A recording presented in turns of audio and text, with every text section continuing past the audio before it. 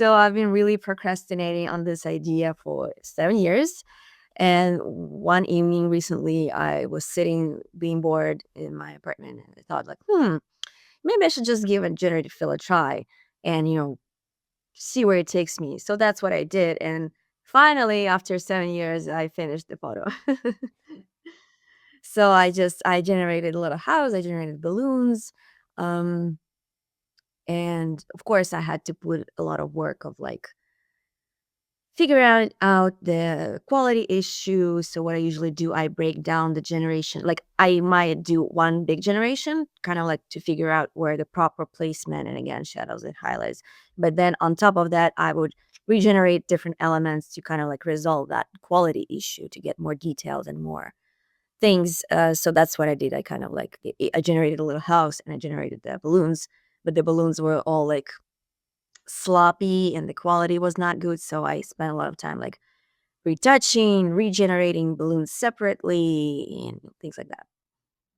But finally, thanks to that, I was able to finish this photo, which otherwise probably would never happen.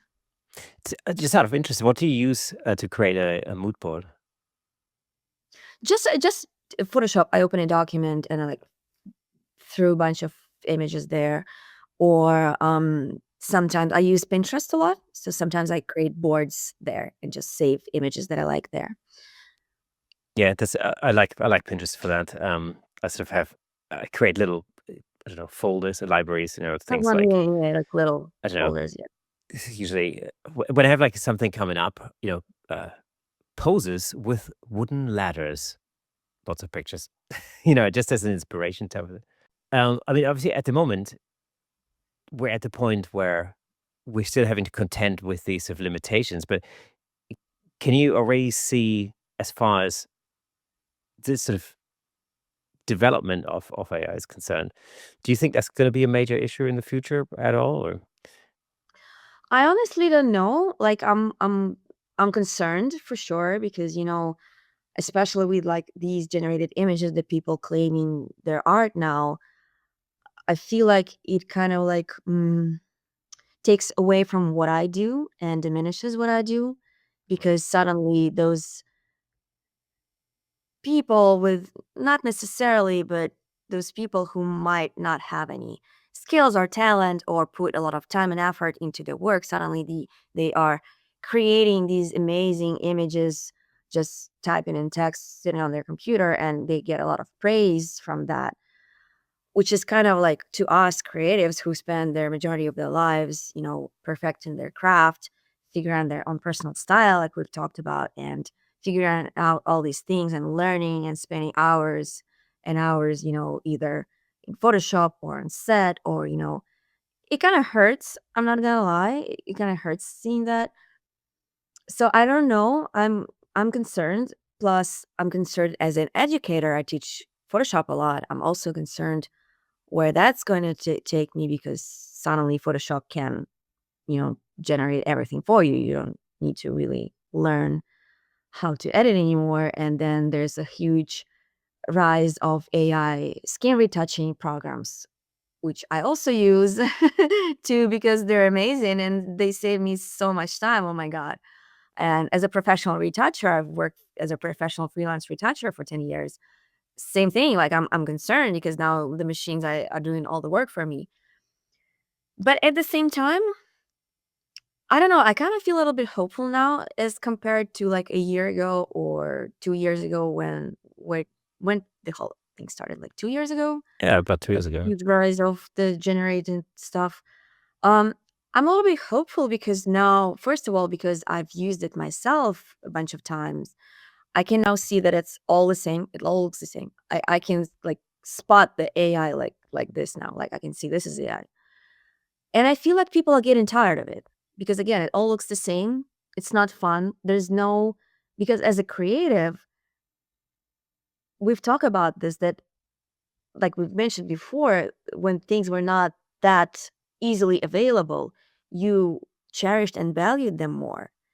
It was kind of like you put an effort and you get rewarded for that, right? So that kind of same that feels with the creative process. You put time and effort, sweat, blood, and tears, and then you, as a reward, you get this an amazing final finished product, right? So I feel like AI is taking away that. So it just doesn't it's not fun anymore. Sure, you get, beautiful pictures and you get a lot of likes on social media, but then what? You know? There's no process, there's no um pain and gain, you know what I mean? Yeah. S- Plus people the viewers who look at those images are also, I feel like, getting tired of it because there's nothing like it all look the same. There's no character in that. You know what I Yeah. mean? Absolutely. Yeah. And I think, I think as a creative person, you're as opposed to or compared to people who may create imagery by typing in some prompts and, pressing a few buttons and then have AI do the heavy lifting for them. I think, the superpower that you have as a creative person is the fact that you can think creatively, you know. Um, and what that means is it's sort of I think it's gonna allow you to grow and develop and find avenues um, that will be just as unique as the stuff that you're doing now. It's just going to be in a different environment. That's where I think this is going to be the advantage. Like I think as a headshot photographer, for example, I get asked a lot, like AI is going to kill headshot photography because people can now take a selfie on their cell phone, on their iPhone, download an app, pay $2.30 or whatever, and then that app was going to take this snapshot and turn it into a perfect corporate headshot. Well, all of a sudden they're wearing a suit and there's like an office background, and why would they have to come to me or another headshot photographer and spend hundreds of dollars, and have their headshot done?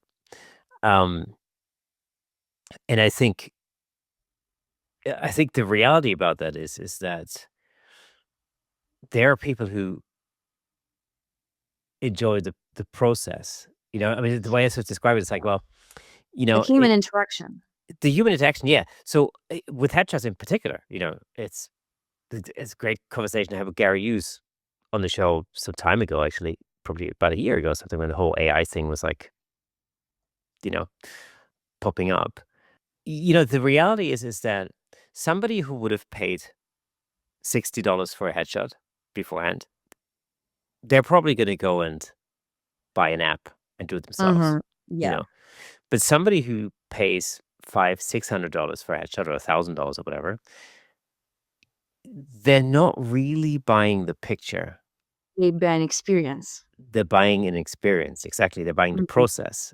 And you just cannot replicate that, Right. by pressing a button. Maybe AI will kill all the lower end of photography, like you said, people who are just there into, save money and do it as cheap as possible, right? So sure, maybe you should be worried. But if you offer human interaction and human experience, that's not gonna go away, right? Especially if Yeah. it's I'm not sure about headshots and corporate, but things like weddings or maternity or, that's experience. You can't really. Thank you so much for tuning in. If you enjoyed that clip, then press here for the full episode in glorious Technicolor. Hey, and don't forget to subscribe.